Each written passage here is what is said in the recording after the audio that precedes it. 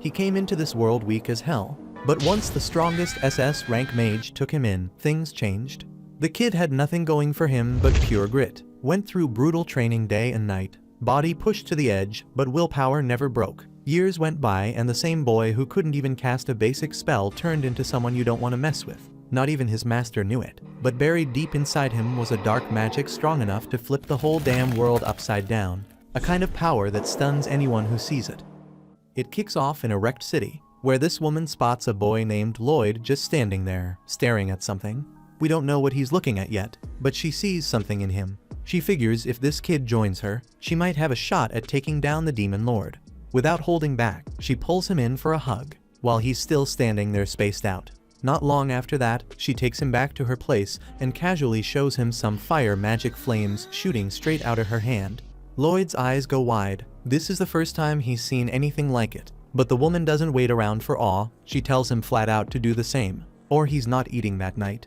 He doesn't have a clue what he's doing, no instructions, no idea how magic even works, but he gives it a shot. By the time the day ends, the kid somehow manages to summon a small flame. She's a little impressed, but not nearly enough. Instead of praise, she lights him up in flames, reminding him that he's still got a long road ahead. The next day, she teaches him how to pull water out of the ground with a kick. First try, Lloyd nails the move, but all he gets is wet dirt. She's not impressed and punishes him by soaking him completely. She throws wind magic into the mix too. And as the training keeps going, within just a few months, Lloyd's already pulling off ice magic like a pro dude, makes a full ice statue that looks exactly like her. Lloyd, thinking he's finally earned some respect, starts calling her his master. But she still ain't satisfied. She thinks he's still weak, so to prove how far he's got to go, she makes the statue grab him with magic, then grows it bigger before smashing it to bits. Seeing the power difference firsthand, Lloyd decides to push even harder, doubling down on his training without taking breaks. Then one day, she drinks too much and ends up sick as hell. Lloyd walks up and heals her in a flash. Turns out, she even taught him healing magic somewhere along the way. She gives him a hug for that, but then goes right back to her usual self, saying it still ain't enough, and sends him off for more training. After months of non-stop training, Lloyd's master is sitting with a grimoire in her hands, looking uneasy. Something in that book's clearly bothering her, and before she can even process it, Lloyd walks into the room. The grimoire slips right out of her hands, and when he picks it up to give it back, something triggers the moment he touches it. His body drops instantly. Kid faints on the spot. That's when she realizes Lloyd's got the potential to be one of the chosen two. The way she mutters it sounds like she's a chosen one herself, though it's not crystal clear. Either way, she doesn't want him ending up like her. She's seen what overconfidence can do, so while he's knocked out, she kisses his forehead and slips a spell on him, one that probably keeps his powers in check. Next morning, she brings up something new, calls him a white mage, says that kind of mage focuses on helpful magic, stuff that benefits others. To get him started, she tells him to use his healing magic on an apple tree to grow a bigger apple. He does it, and it works. But then she casually shows off and makes the whole tree pop with apples like it's nothing. Later that night during their lesson, Lloyd gets curious about something called ancient magic. Soon as he brings it up, his master shuts it down, tells him that kind of magic disappeared ages ago and he doesn't need to bother with it. Instead, she keeps him moving forward, teaching him advanced stuff like space magic, basically the power to summon or unsummon items anytime you want. Training picks up speed, and one day she decides it's time to really push him. She blindfolds the kid, dumps him deep in some forest full of monsters, hands him a tiny kitchen knife, and tells him to survive for a whole week using magic alone. Then, with zero hesitation, she vanishes in a flash, leaving Lloyd behind terrified and lost. A few seconds later, a wolf monster shows up, charging straight at him. Lloyd panics and runs for his life, eventually scrambling up a tall tree to catch his breath. While catching his nerves, he uses space detection and manages to locate his master's house far to the north, so he sets off on foot. When night hits, he uses healing magic on wild fruit to ripen it and eats that for dinner. He finds a cave to hide in and starts thinking of ways to boost himself. That's when he comes up with something smart. He takes the spells he already knows and tweaks them to raise his physical stats when he casts them. One by one, he starts building his magic up from scratch. The next morning, while walking through the woods, Lloyd accidentally wanders right into a queen spider's nest. Soon as that massive thing lunges at him, he turns and bolts the other way. With one of his modified spells, he kicks his speed up like crazy, 10 times faster at least. In a single blur of a sprint, He makes it all the way back to his master's doorstep, then drops right there, out cold. She opens the door and sees him lying flat, and with a small grin, just says welcome home. Time goes by, and Lloyd starts growing taller. His master gives him a little more freedom to roam around the house, and one day while cleaning up her study, he finds a book about cities. The idea catches his attention since he's never been anywhere with that many people before. Meanwhile, his master's been getting creative, testing all sorts of weird stuff, and using him as her personal test dummy. Kid barely gets any real sleep for days. One morning, she wakes up like usual and heads up to the rooftop, planning to beat some magic into him again. But when she steps inside, Lloyd's not there. She glances around and notices the last thing he was doing reading that same book about cities. Her expression shifts for a second. Turns out, Lloyd's already made his way into town. He walks through the streets wide-eyed, amazed by how packed and noisy everything is. This is his first time seeing a place like this, so it's all new. He grabs a loaf of bread from a stall, but once he pays, he realizes he's completely broke, not even a single coin left. That's when a recruitment flyer for adventurers floats through the air and smacks him in the face. And he figures that might just be his shot. He heads off to sign up right away, not noticing the strange man watching him from the shadows with clear interest in his every move. Lloyd joins a new adventurers party, and not long after, they're heading up to the castle rooftop to take down a giant cyclops. Alan, the party leader, gets slammed and yells for Sheena, the healer, to patch him up. But just before she casts her spell, Lloyd drops one of his upgraded buff spells without saying a word. Suddenly, everyone starts feeling unstoppable. The archer nails the cyclops right in the eye, and the knight takes a punch straight on but holds her ground, surprised by how easy it was to block. Alan doesn't think twice, charges up, and takes the beast out in one clean hit. He's fully convinced he pulled it off with raw talent, but the knight glances at Lloyd and starts putting two and two together, like she knows something just doesn't add up. Now that the cyclops is down, the crew rides back into town, and Alan's getting the royal treatment. Folks can't stop cheering his name like he's some kind of legend, all because no one else had been able to take down the cyclops of Abaddon Castle. The reward for the job turns out to be massive, but when it's time to split the cash, Alan tosses Lloyd 5 measly coins, saying that's all he gets since he's just a rookie D-rank adventurer. Lloyd takes the money without saying a word. When Alan suggests they toast to their victory, Lloyd politely dips out, saying alcohol's not his thing. That rubs the party's mage the wrong way. She gets all dramatic about him ditching the celebration. But Alan shrugs it off and says no big deal. They can always find another white mage if needed. And it's not like Lloyd did anything worth bragging about in the first place. Lloyd hears it all, but doesn't react. He closes the door behind him and walks away, calm as ever. Meanwhile, back at Merlin's house, the same guy who'd been tailing Lloyd earlier shows up. She calls him Willie and asks if there's any news. He tells her Lloyd made it to town and even joined the hero party. Merlin looks relieved, almost proud. She figured it was about time the kid stepped into the world on his own. As long as he doesn't end up cocky like she was back in the day, he'll be alright. Willie looks at her and asks if she still regrets what went down that day. Her face tightens, a flicker of guilt slipping through, and she remembers it clear as day. Back then, the Demon Lord was ready to blow himself up just to get his hands on that damn magic book. Merlin never saw it coming, and the explosion wiped out an entire village. Nobody stood a chance, including her. But somehow, Sybil, one of her teammates, pulled off a miracle with ancient magic and brought everyone back. Everyone but himself. He gave his life to fix what she couldn't, and that guilt's been hanging over her head ever since.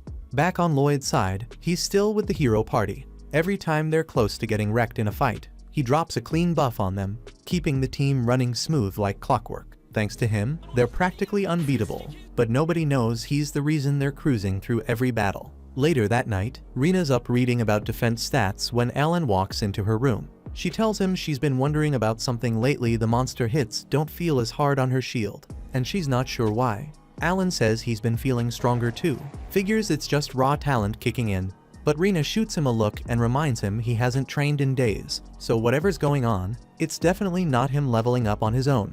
At the same time, deep in the woods that night, a couple guards are finishing up their patrol when one of them suddenly screams in pain.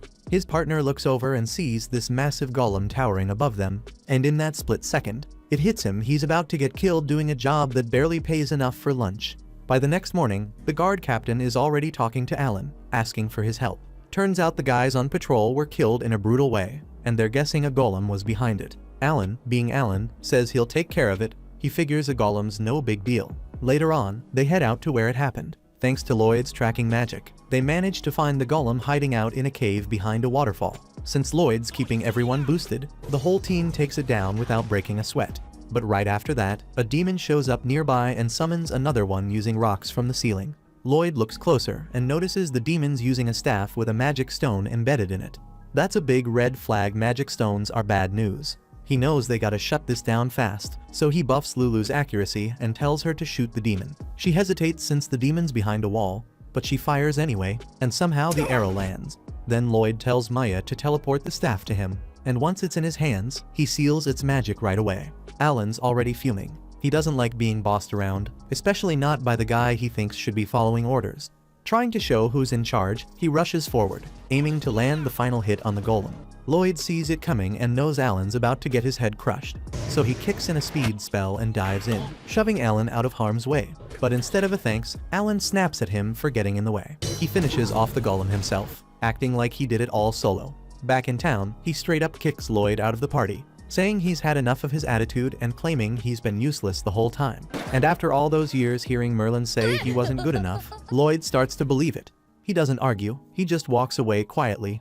The next few days are rough. Lloyd tries to find a new party, but no one's looking for a white mage, and most teams are already full. Things start to look hopeless until a girl named Yui rushes into the guild, needing a white mage fast. The receptionist points at Lloyd, and Yui turns to him, asks if he's not with anyone. When he says yes, she grabs his arm without wasting a second and takes off running with him like her life depends on it. A short time back, Lloyd was still dragging his feet around the city, head down and soul crushed after getting kicked out of the party by Alan. He kept hearing Alan's words echo in his head, saying he was nothing but dead weight. All he ever did was hide behind the others and toss out a few heals, and even Sheena could do a better job than that.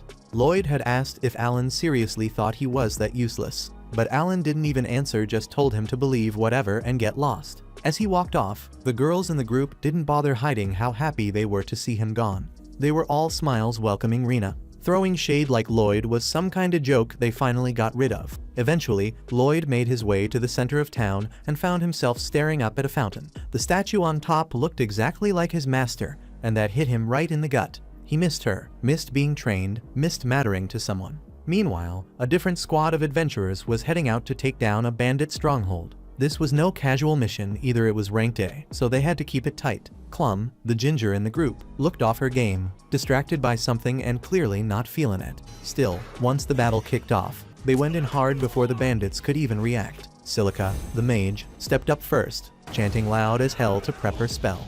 One of the smarter bandits noticed and told his crew to wait it out till she was drained, then rush them. That was the plan, but they didn't count on Cross having her back. From way off, he fired a shot so clean it ran through a bunch of them at once. Their party was no joke. Yui, the sword fighter leading the team, held her own with no problem, even when she slipped. Dagaz, the big guy with a shield, was there to cover her. Clum came through too, casting a buff that jacked up Dagaz's strength, letting him smash through the front line like a beast. The bandit boss saw the tide turn and tried to make a break for it, but Yui was already in his face. She told him to stand down and not make it worse. He yelled at her to explain who the hell they were and why they stormed the place. But then he spotted the golden pendant on her chest. His face changed quick, he knew what that meant. She wasn't just tough, she was S rank. Every single one of them was, which meant they weren't just here for a job, they were the kind of folks everybody respected and paid attention to. The boss bandit pulls out his final move, thinking that even if this crew's S rank, there's no way they can handle what he's about to drop.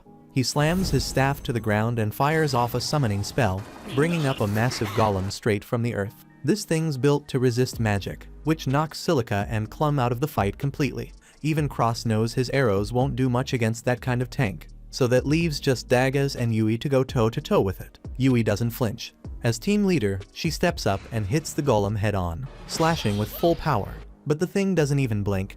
It tanks the hit like she tapped it with a stick. She yells for Clum to give her that power up, but Clum's out of it again, totally zoned out. Yui has to scream at her before she finally reacts and casts the buff. That one spell kicks Yui's strength into overdrive, and with that boost, she cleaves the golem clean in half like it was made of paper. With the job wrapped up, they round up all the bandits, including their boss. Afterward, Yui pulls Clum aside for a talk. Clum straight up apologizes for blanking out and says she's not cut out to be an adventurer anymore.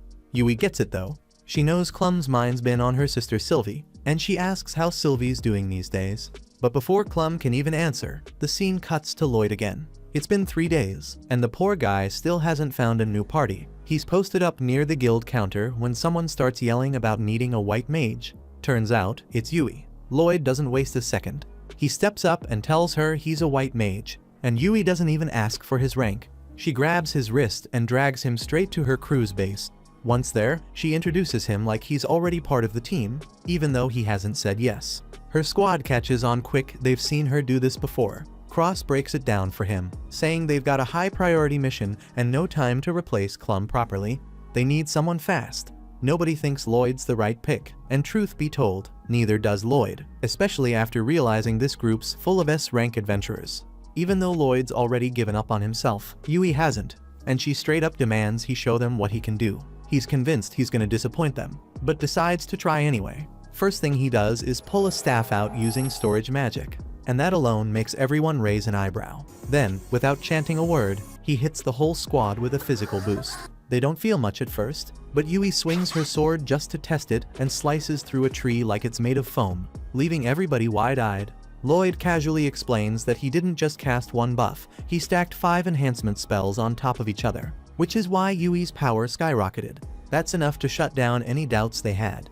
Clum's magic doesn't even come close to that level, but Lloyd still seems clueless about how insane his magic really is. He admits he used that many layers because he figured if he only did one, it wouldn't be enough for a top-tier team like theirs. He thought it'd come off as weak, and he wanted to make a good impression. Judging by their stunned faces, though, he assumes it flopped and what he did was average at best. Getting talked down to for too long can wreck a person, and right now Lloyd's confidence is in the gutter. He figures they weren't impressed and says he doesn't want to slow them down, so he turns around and starts walking off. For a second, nobody says a word, still trying to process what just happened. But Yui snaps out of it and yells his name loud enough to shake the place. He stops and walks back, just to see what she wants. That's when he opens up. He tells them where he came from and how the hero's team kicked him out for being useless. Yui's shocked he was ever part of that crew, but Lloyd downplays it. He says they don't need to be impressed and suggests they stick with their old white mage, instead it'd probably be better for all of them. They start telling him about Clum, how solid she is and how she used to run with them. But her sister Sylvie's been sick. Even while adventuring, Clum still looked after her, but lately she's been drained, and it's messing with her focus. Last time they fought, she zoned out and nearly got them all killed. Nobody blamed her, and they were fine keeping her around, but she got so anxious about being a burden that she walked away. Normally they can handle quests without a white mage, but when it comes to rank jobs, it's a different game. Clum wasn't just useful, she was family. Yui says she's been worried sick, and the rest of the team agrees. Lloyd sees how much they care and starts thinking maybe they saw her more as a sister than just a teammate. When they say yeah, he realizes how lucky she is to have folks like that, especially after what he's been through. He asks what kind of sickness Sylvie has and learns she's turning into a damn magic stone. That hits a nerve. He remembers reading something with his master about magic stones and asking if it was reversible. She said it was. That gives him a little hope, so he asks Yui to take him to Clum's place. They get to her house, she opens the door, and they sit down to talk. He asks her more about Sylvie's condition. Clum explains that both she and her sister used to take missions together, but on one of them, Sylvie got hurt. She wasn't there when it happened, just found her injured. Lloyd asks exactly how it started, and instead of explaining, Clum decides to show him. She takes them to Sylvie's room.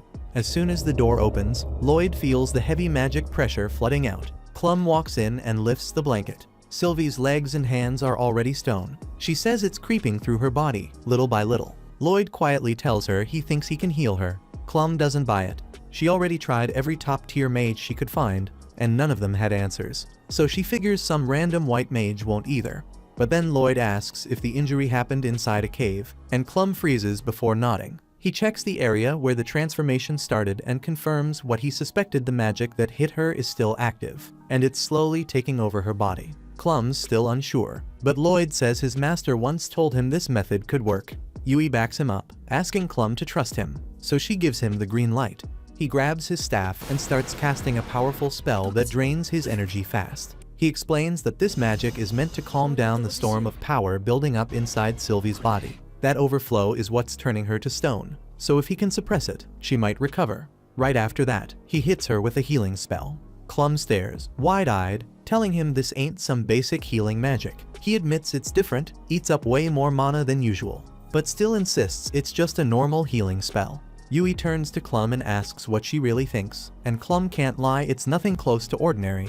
The wild part is that Lloyd's casting 2 spells at once and still holding it together like it's no big deal. Yui points out something even crazier, Sylvie's body is starting to return to normal. Clum rushes to grab her sister's hand as Sylvie slowly turns back to flesh. Everyone's stunned, then joy kicks in. Clum's overwhelmed with gratitude, but tells them she can't rejoin the party. Once Sylvie's better, they're going to hit the road together. She offers to treat them later to say thanks. She looks at Lloyd and says she knows they're in good hands with him, but he just shrugs and says he's not officially one of them yet, and that throws her off. He still doesn't see his worth. Later that night, they all head out for dinner. Yui brags about the insane magic Lloyd pulled and how Sylvie came back from the edge. Even with all the praise, Lloyd still feels like he's not enough, and that makes Yui cut in and tell him to quit being humble. He did something incredible, but he keeps brushing it off like it's nothing. He even apologizes for not convincing Clum to return. But that's not on their minds right now. They're here to celebrate, not stress. Talk shifts to what the future might look like, and Lloyd starts comparing how he used to feel with the heroes team to how he feels now. That's when he speaks up and says he wants in. The group freezes for a second, caught off guard since he turned them down earlier, but then they smile. Turns out they were hoping for this moment. Now he's officially one of them. Soon after, they throw a welcome party for Lloyd and tell him to eat all he wants since they're covering the tab tonight. He dives into the food like he hasn't eaten in weeks, and his new crew can't help but laugh watching him. They ask if he was starving or something, and Lloyd says the food in this town tastes incredible. That catches them off guard, because the food here is known to be pretty basic, but he explains that compared to what he grew up eating, this stuff's packed with flavor. Yui's now curious about how he grew up, so he says he used to live with his teacher, who'd make whatever she could grow in her garden. Sometimes it was random wild mushrooms, other times she'd just roast up some beast meat with 0 seasoning and hand it to him. That's when he picked up cooking, but even then, he never made anything half as tasty as this. Yui doesn't care much about the food now, she's way more interested in the person who taught him magic. She wants to know more about that teacher, and the rest of the team starts jumping in too. Silica asks if she's a white mage, but Lloyd says not really, she's more into combat magic, and he'd see wild explosions every time she trained alone. Silica's shocked that someone who's not even a white mage could teach him so well, and he says Merlin's on a whole other level. Silica jokes that she wants to meet her and learn something, but Lloyd cuts in fast, telling her she'd regret that wish for the rest of her life if she knew the full story. After the chat about Merlin, they decide it's time for a strategy meeting. Yui tells Daggers to brief Lloyd because she's trash at giving serious explanations. Daggers says their mission's to wipe out monsters that have been messing up the nearby farms. Silica adds that multiple monster types have teamed up into one pack. That's new to Lloyd, and Daggers admits it's new for them too, but it's not something they can take lightly. Out of nowhere, Cross comments that since they're going up against a big crowd, he and Yui are gonna struggle since close-range fighters suck at crowd control. Yui agrees and says Silica's gotta carry this one because she's got wide area spells. But even Silica's stressed, saying those spells burn through mana way too fast. Yui turns to Lloyd asking if he's got any offensive magic in his arsenal, and he says he can cast basic stuff, but the outcome's usually kinda underwhelming. Daggers shifts gears to the plan itself, saying he and Yui will lure all the monsters into one place so Silica can hit them hard. Meanwhile, Cross will guard both Silica and Lloyd, who will focus on healing and support. Right after that, they all head back to the inn to rest, but Lloyd strays off in a different direction. Daggers stops him, wondering where the hell he's going, and Lloyd awkwardly admits he's dead broke and can't afford a room. Without missing a beat, Daggers tosses him a pouch stuffed with more gold than Lloyd's ever seen in his life. The poor guy panics, saying he can't take it, but Daggers tells him to chill because it's not a gift, he's just gonna deduct it from his paycheck. Lloyd can't argue with that and promises to bust his ass repaying every coin. Next morning, the whole crew gathers outside the inn, with Yui dragging herself in last. She looks around and asks where the hell everyone's luggage went. Turns out, Lloyd already stashed it all inside his magic storage, which blows her mind. She immediately hands him her stuff too, and he packs it in like it's nothing. Yui and Silica start hyping him up like he's some genius, but Lloyd says he could show them how it works. They all freeze, stunned that anyone could learn this skill, and he tells them it's not that hard, though boosting its storage size takes some effort. With that, they finally set off on their mission. While walking, Lloyd starts to understand how good it feels to have fun even during a quest. Since they didn't have to carry anything, they reach their first camp spot way ahead of time. Lloyd unloads their gear from storage and helps set up the tents. Yui's already eyeing the river, ready to go splash around, but Dagas shuts that down, saying they still need firewood and food. Lloyd steps up to grab the firewood, and Yui thanks him for cutting down their chores. Then she pulls Silica along so they can take a quick bath, and while they're off, Lloyd heads into the woods to collect dry branches. Lloyd spots a fruit he used to eat when he was a kid, so he grabs a handful to share with the crew. Right then, a loud scream tears through the trees. It's Yui. Without thinking, Lloyd bolts toward the sound and finds a huge serpent monster going after Yui and Silica, both caught off guard with no weapons in hand. Lloyd throws himself at the monster, forcing its attention off the girls. That gives them just enough time to run to the shore, grab some towels to cover up, and toss a couple of weapons their way. Once they're armed, Lloyd hits them both with enchantment spells on the spot. Yui charges in and slices the damn thing clean in half with one strike. But even after that, the monster's head still wriggles, trying to land a hit. Silica yells for cover and blasts it with a fireball, frying it on the spot. She stares at the aftermath in shock, wondering how the hell she pulled that off, not realizing Lloyd was the one who boosted her. Yui turns to thank him for saving their asses and asks if he can put her sword back in storage.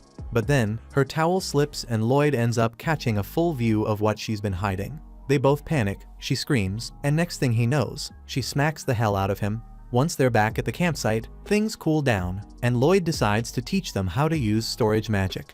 He explains they need to create a pocket space with their palms, but nobody's getting it. Silica tells them to just give it a shot anyway, and now they all look like idiots trying to crush an invisible balloon. Lloyd starts feeling like he's just a terrible teacher. Then Silica randomly mutters storage, and a magic space opens up in her hand. That's when they finally get it. None of them can use magic without chanting like Lloyd does, but if they use incantations, they might figure it out.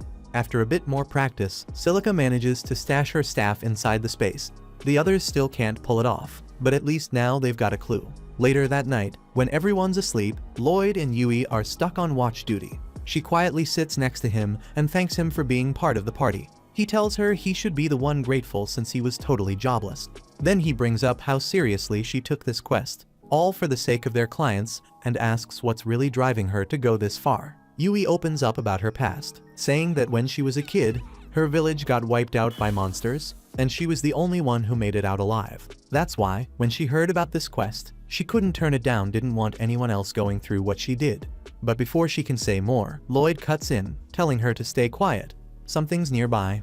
Yui goes on high alert and summons her sword, while Lloyd tells her to wake the others. Soon the whole group's up, weapons ready. But once they see how many spider monsters are crawling in, they realize fighting isn't the move. They start backing away, trying to retreat slowly. But then, Yui accidentally steps on a twig, and that tiny crack sets the whole damn horde off. Everyone breaks into a run, but those spiders are fast, and before long, they're surrounded.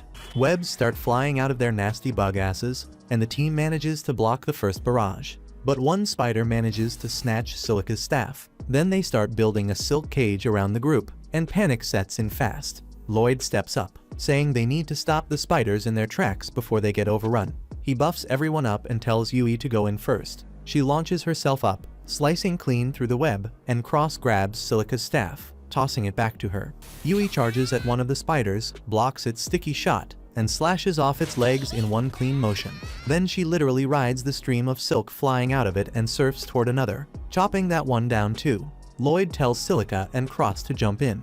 Silica launches fireballs while Cross fires arrows straight through them, setting the bastards ablaze. Once the fight's over, Lloyd realizes he was shouting orders the whole time, even though he's the newest one in the crew. He apologizes, thinking he stepped out of line, but Dagas just grins and tells him that kind of instinct makes him a damn good leader. The rest of the team agrees and says they want him calling the shots from now on when things get messy. By morning, everyone's gotten the hang of storage magic enough to carry their own gear. And as they head out again, Lloyd keeps wondering why the hell spider monsters were crawling around in that area in the first place.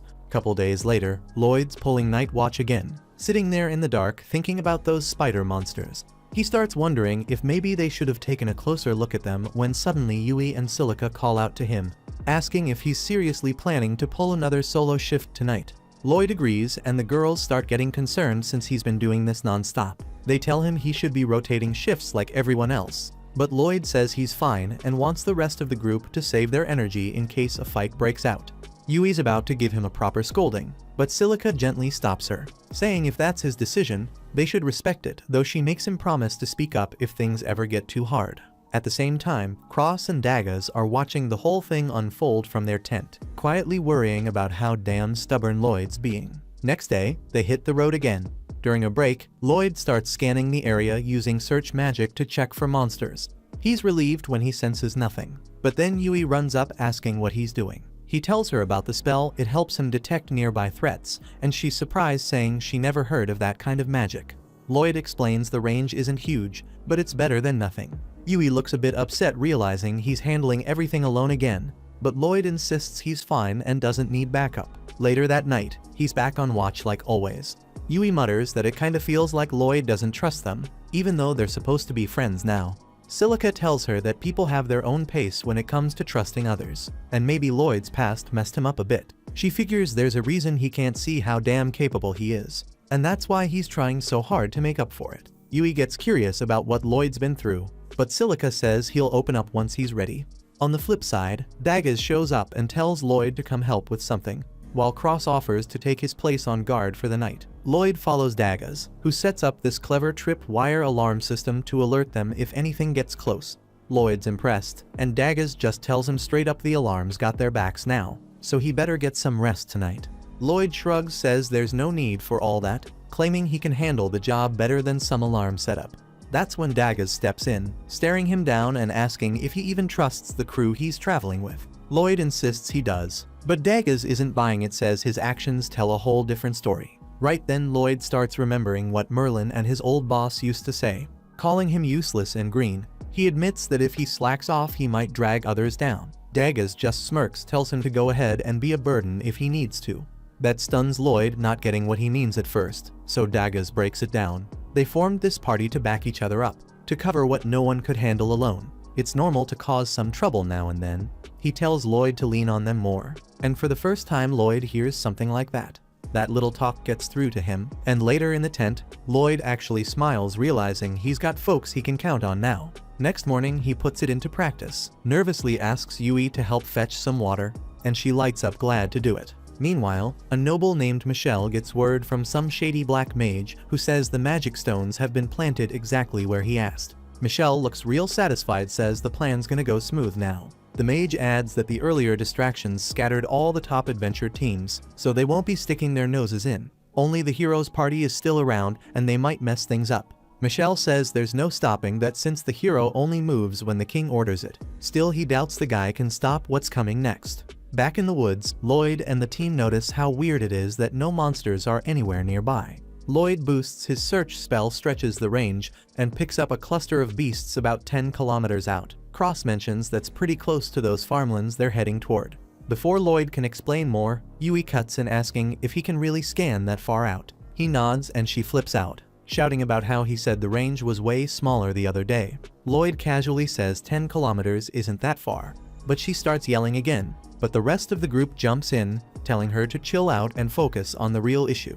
They rush over to the monster's location, only to find the wolves already tearing through the farmland they were supposed to protect. The whole crew freezes at the sight of this massive swarm, but Lloyd looks even more unsettled. That was the only spot where he sensed monsters earlier, and now he's starting to wonder where the rest of them disappeared to. The others feel it too, because the monsters don't usually abandon their territory like this.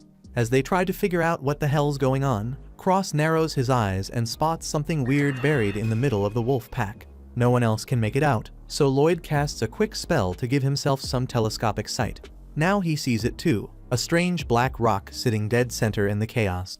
He gives the same vision boost to the others, and once they lock on they finally see it. Daggers says it looks like some kind of magic stone, and Silica points out the creepy dark aura coming off it. Lloyd nods, says that's probably mana leaking out, but then it hits him, because that energy feels a little too familiar, like the magic used by beast folk. Then he remembers something Merlin told him a while back, about how the beast tribes have a spell that lets them control monsters. So this damn rock might be doing the same thing. Without wasting time, Lloyd activates his search spell again, and his heart drops when he spots another huge wave of monsters heading straight for them. Now it all makes sense. That stone's the reason behind this madness. He still doesn't get who's behind it, but right now they've got bigger problems. Some of the group suggest falling back, but Yui's not having it, says they leave now. Those monsters will torch everything. Dagas agrees that running won't be easy even if they tried, but Silica though doubts they've got the power to pull off a win here. That's when Lloyd steps up and says they're gonna fight, and if they do it his way they've got a real shot. First thing's taking out that stone, so he asks Cross if he can hit it from here. Cross hesitates, says he might not break it from this distance. Lloyd tells him that's fine, just hit the damn thing. As Cross lines up his shot, Lloyd hits him with 3 different enchantments, and when the arrow flies, it strikes the stone dead on and shatters it to pieces. Cross stares in disbelief, asks how the hell that even worked. Lloyd shrugs and says he enchanted him, his bow and the arrow, says it like it's no big deal, just something any white mage would do. But everyone else is floored since normal healers can't pull off that kind of enchantment combo all at once. Right then, they notice the wolves turning on each other. With that cursed magic stone gone, their natural aggression kicks back in. That's exactly what Lloyd had planned, and he grins saying the first part of the plan worked. Problem is, that giant horde still charging through the forest hasn't stopped. Moments later, the monsters burst out of the woods. Silica steps forward alone to face them. They keep closing in fast and furious, but Lloyd waits till the very last second before giving her the go. She snaps into action, unleashing a tornado of fire that roasts everything in its path. The crew stands frozen, stunned by the sheer power she just dropped. Lloyd quickly tells her to keep hammering them with wind and fire spells. Then he runs straight to Cross. That blast left the field covered in smoke, which blinds the flying monsters, but also hides them from the team. Lloyd links his mind with Cross using telepathy, then uses his search magic to lock onto each airborne target. Now that Cross can see them through Lloyd's senses, he picks them off one by one, not missing a single shot. In the middle of all this, Lloyd hurries back to Silica for the final part of the plan, but she's out of mana. He doesn't even hesitate, dumps a surge of his own into her like a damn human battery. The boost hits hard and drops him to his knees, but he tells her not to worry and just casts the next spell. She listens and calls down a heavy rain that douses the spreading wildfire before it gets out of hand. It drains her completely, and she drops to the ground, but Dagas catches her right in time. Yui rushes over, tells her she did amazing, and that now she and Dagas will handle what's left. While they head out to clear the stragglers, Lloyd and Silica stay behind. Finally catching a breath, Lloyd suddenly collapses, muttering that he still needs to get stronger if something this small wears him out. Not long after, Yui and the others return, having wiped out the rest of the monsters. But before they can relax, Lloyd tells them they've got no time to waste, his gut screaming that this was all a diversion, and the real threats headed straight for the city of Ishtar. Everyone's still trying to process what just happened when Lloyd casually pulls out a full crate of mana potions from his storage. He downs one in a single gulp, then tells them the whole mission was a damn setup meant to lure top adventurers out of Ishtar and weaken the city's defenses.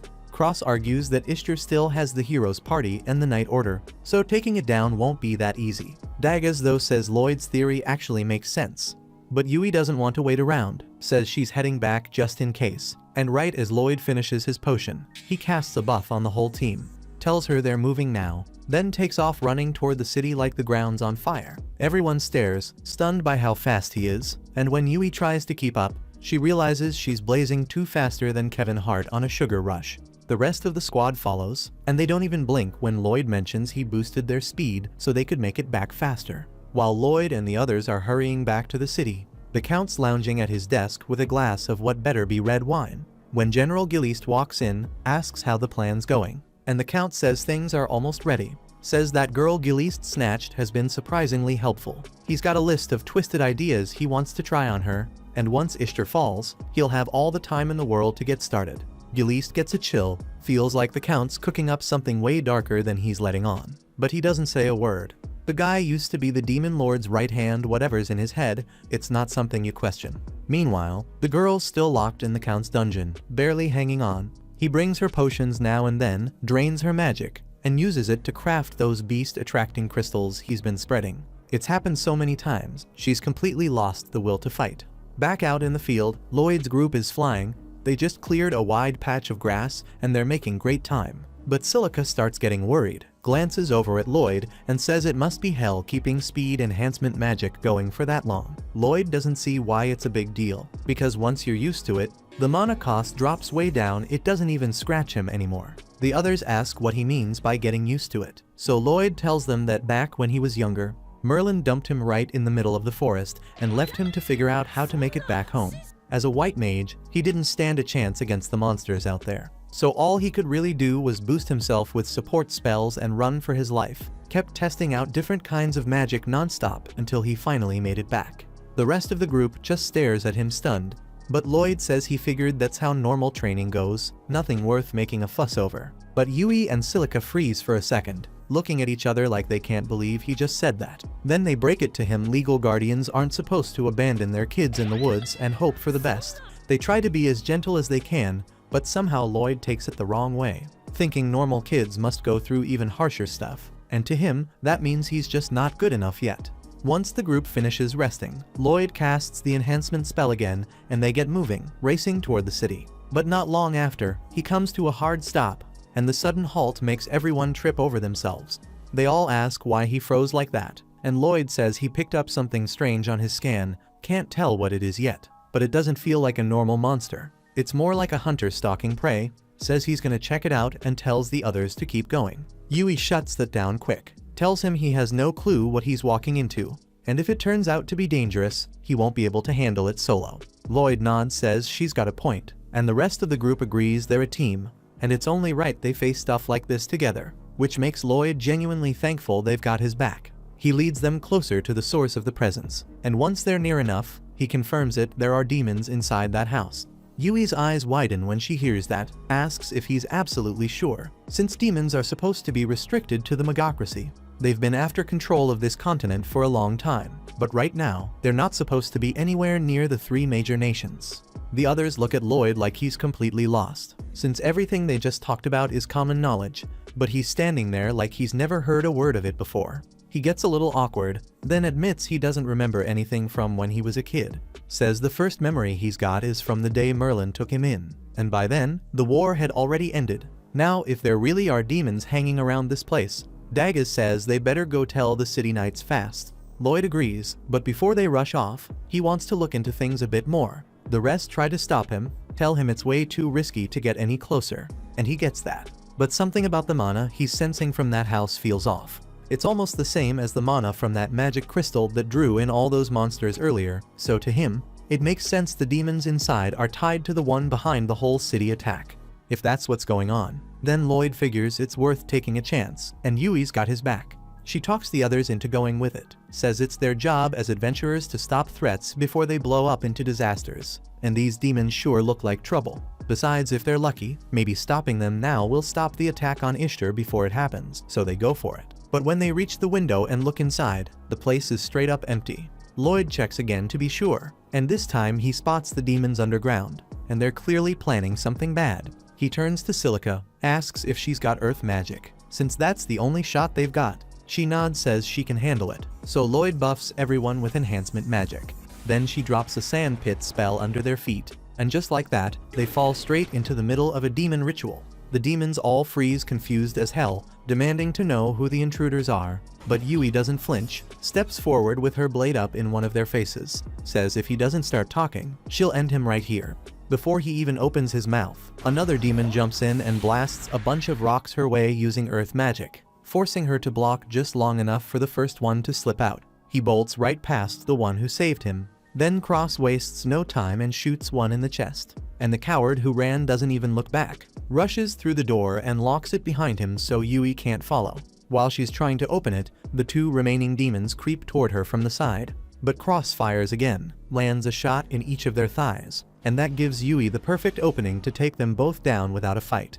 With the room finally clear, the whole crew regroups fast and heads after the last one before he gets too far. Behind the door, the demons already got the girl wrapped up in a cocoon with magic, clearly trying to haul her out of there. But then Yui and the others come crashing in, and he spins around, sees them and runs again. They go after him, chasing up the stairs and into the open. But he's fast, and if they don't cut him off, he might escape. Lloyd calls out to Yui, tells her to circle ahead and block his path, while he sends Silica and Daggers around from both sides to trap him. Soon enough, The guy's stuck with nowhere left to run, and Lloyd steps forward, tells him it's over, says he's got a lot of questions and he's not letting him leave until he gets answers. But the demon's not backing down, fires off a desperate lightning spell, hoping to wipe them all out in one shot. But Lloyd's already on it, throws up a shield that covers the whole team, and the blast bounces right back, piercing straight through the demon's chest and dropping him on the spot. Once the fight's done, Lloyd walks over to the cocoon and starts unwrapping it carefully. But what he finds inside throws him off. It's a beast girl, unconscious and barely breathing. They carry her back to the cabin, lay her in bed and try to let her rest. But with all the demons gone, there's no one left to question. And the only person who might know anything is this girl, and she's in no shape to talk. Then Daggers turns to Lloyd and asks if there's any way to heal her. And Lloyd says he'll try, lifts his staff and starts channeling magic over her body, hoping it's not too late. Silica watches in disbelief at how smooth Lloyd's healing magic works, and when she asks about it, he shrugs and says he made a couple of tweaks in his spare time. Yui narrows her eyes and makes sure he hears her loud and clear. Most adventurers can't even touch their spells, let alone improve them. Says what he's doing isn't just rare, it's unheard of. Lloyd looks a little surprised by that, says he had no clue it was anything special since Merlin always made him help refine hers. But he gets the message and doesn't try to play it down this time. Not long after that, the girl finally starts to move, and once she opens her eyes, Yui jumps straight in with a wave of questions she's been dying to ask. The girl struggles to keep up, but she manages to tell them her name Claire, so at least they're getting somewhere. Then Lloyd steps in and takes over, asks if she knows why the demons locked her up. Claire stays quiet for a moment, so Lloyd shifts the tone and tells her they're just a group of adventurers who came to help a farm under attack. Says they found a magic crystal buried in the middle, summoning monsters non-stop. Then he mentions he could sense beast magic leaking from it, and that he's heard some beast folk can use spells to control monsters. That's why he asks if she's the one behind those stones. Claire freezes for a second, then nods and admits it's her magic, but says the demons forced her to do it. Now that they've got the truth, the whole group starts putting the pieces together. If the demons are using those stones to call monsters, and Claire's magic is powering them, then it's clear they want to launch a full-on attack on Ishtar, which happens to be the gateway to the continent. They agree to head back fast and take Claire with them before things spiral any further. Back in the city, a couple of guards stumble across one of the magic stones, but it's already too late to stop anything. The monsters have started pouring in, and it won't be long before the entire place gets swallowed up. Meanwhile, the crew stops for a quick rest, and that's when Lloyd picks up on something bad. He senses a wave of monsters heading for the city, and behind them, an even bigger force closing in. There's no way they can hold off all of them by themselves, so he makes a call. He tells Yui and the others to rush ahead and warn the knights while he stays behind with Claire, planning to use her magic to stop whatever's coming before it reaches the city. At the same time, back in the city, Alan is getting frustrated because he has been trying to find a replacement for Lloyd. But every white mage who applied can barely cast 2 spells at once, while Lloyd could toss out 5 with ease. Rena tells him Lloyd might have been a special case, but Alan refuses to accept that. His pride will not let him admit he was wrong, so he decides all the white mages in the city must be even more useless than Lloyd was, and they just need to keep recruiting until a useful one shows up. Right after that, a member of the Imperial Guard steps into the room carrying bad news. He informs the party that monsters have been spotted outside the city, and there are over 10,000 of them, and the report says the count is still growing, so the king wants the hero party to assist in defending the walls. Anyway, Alan still believes he and his team are the strongest around, so he agrees to the mission without giving it much thought, and seeing how laid back Alan is about the whole thing, the guard lets out a relieved breath because he thinks Alan knows what he is doing. But spoiler alert, he has no idea what the hell he is doing. Next, once the guard leaves, Sheena asks Alan if he is sure about this, since 10,000 monsters is a lot for them to handle on their own, but Alan is not worried about that. He is more interested in the glory he will claim once he fulfills a royal request, cementing himself as the strongest person in the entire kingdom. And from the way he talks, the others can already tell this is gonna end with their asses in the ground. At the same time, out in the forest, Lloyd and Claire have just located the second wave of monsters moving through the trees in a broad line between the trunks. And if these monsters join the mass already converging on Ishtar, there is no way the city survives. Then Lloyd tells Claire they have to do something to clear the monsters out, but she is uneasy and asks if there is a way to stop the horde without killing them, because even if the demons were controlling her, it was still her power that pulled all these monsters here. so she feels partly responsible. Lloyd can tell Claire cares about the creatures, so he promises to find a plan that saves the town and keeps monster casualties to a minimum. And to do that he needs her help, asks her to use her magic to send the monsters back to their natural habitats as fast as she can. At the same time, Claire says it is possible, but she is not sure she can pull it off with that many gathered in one place. So Lloyd tells her the story might change if he layers support magic over her and boosts her abilities, and Claire is not sure it will work, but she is willing to give it a try, steadying her breath and nodding once. Then she starts to use her magic to speak to the monsters, now letting the rhythm build, yet before the spell can take hold, something in the forest cuts it off. A hard ripple that snaps the thread, so she will not be able to do anything until they figure out what is causing the interference. At the same time in the guild, Alan calls a meeting with every adventurer left in the city, and he is disappointed by how weak the room seems. Sheena explains that all A rank parties and above were sent out on missions, so the ones left are B rank and below, which is not ideal, but that does not mean he should insult them, since they are still willing to fight for the city. Meanwhile, Alan has been treating the B rank adventurers like disposable pawns, and they are starting to get angry. But before it boils over, the guild branch manager steps in and tells everyone to calm down. They are here to fight monsters, not each other, so they do not have time to waste arguing. Alan agrees to stop disrespecting the others, and since they need an attack plan, he stands and announces that every mage should fire their most powerful spells at the start, taking out 10 monsters each to punch a hole in the front. While the mages recover their mana, Alan and the rest of the Malif fighters will rush in to buy time. He intends to repeat the cycle as long as it takes until all the monsters go down, and in theory that is not a bad strategy. But the adventurers tell Alan they do not have the firepower to make that happen.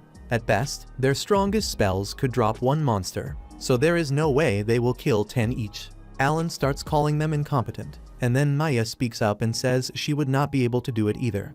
Alan asks what she is talking about, so she explains that a while ago her spell potency suddenly dipped, and she has not used magic as efficiently since.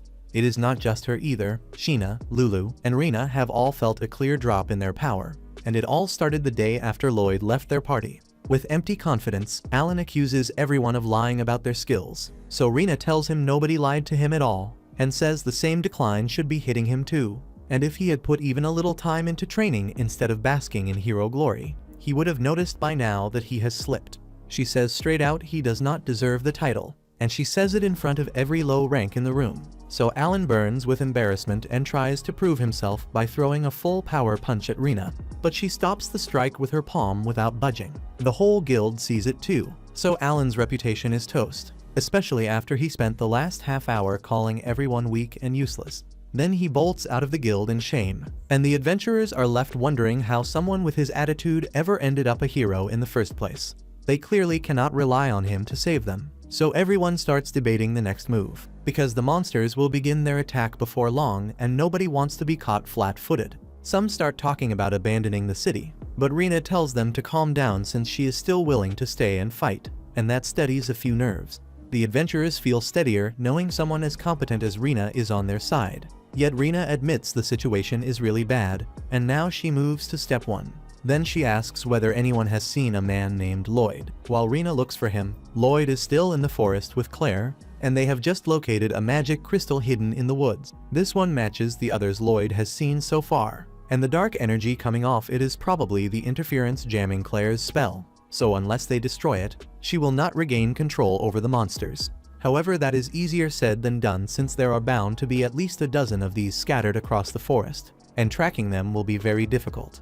Lloyd agrees that combing the whole forest would take forever, so he asks Claire to sense the crystals, since they are using her power and feeding on it. Claire then confirms that she can feel their energy when she is close enough, but the forest is too big for her to sense any location effectively. At the same time, Lloyd says it will not be a problem because he already has the perfect plan in mind. And before Claire even gets a word in, he casts sensory sharing on her, stacks an enhancement, and suddenly she can feel every magic crystal in the forest, with each exact location streaming straight into Lloyd's mind.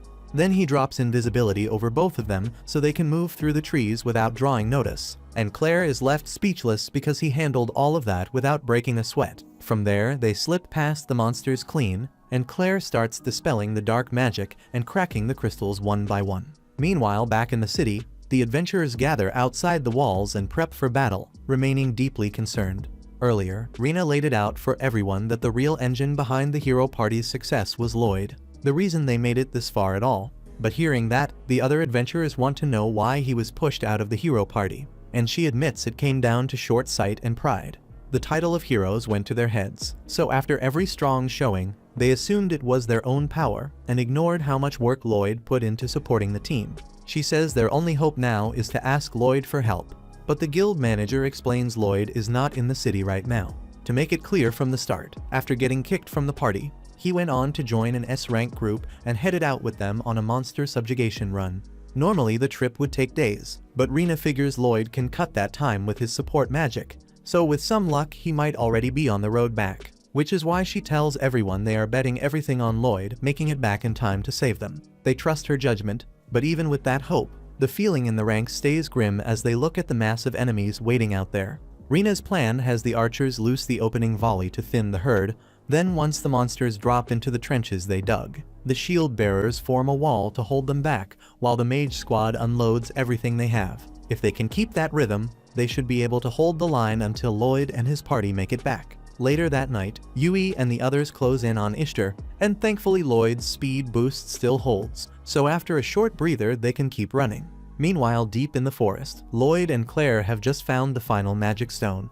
Once they disable it, the monsters finally snap back to normal. Bad luck though. The local crowd happens to be high wolves and blood panthers, and those two breeds have old evolutionary beef, so the instant they settle, they turn on each other and start brawling. In the middle of the chaos, one beast slams into Claire, and the jolt knocks off the invisibility Lloyd cast on her, so every monster in sight whips toward her. Fear locks her up, and she forgets that her power literally lets her control monsters, so she is about to get torn apart. But Lloyd dives in and drags every eye off her to keep her safe. Back in the city, things are not much better. They've managed to hold the horde so far, but after grinding for hours people are running out of gas. The line starting to buckle and break as exhausted mages try to catch their breath and the shield wall strains under the weight. It's clear they can't last much longer. Yet just as the last hope begins to fade, a massive fireball rips across the field, as Yui and the others have finally arrived. Meanwhile, on Lloyd's side, he keeps slipping past swipes and lunges, doing everything he can to avoid getting clipped, and under these conditions that is about all he can do. Claire is amazed by how fast he moves, but she does not know why he is not striking back, since she is certain someone as strong as him could handle beasts like this.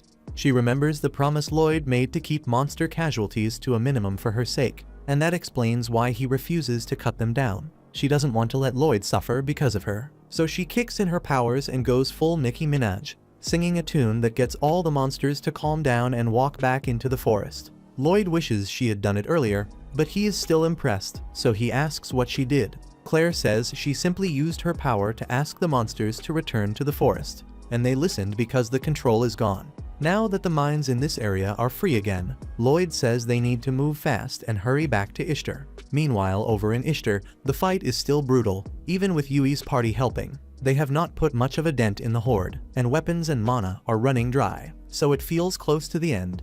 But Rena urges everyone not to give up, says eventually they will find a way to win. But the front lines are already breached and people are getting hurt everywhere along the streets.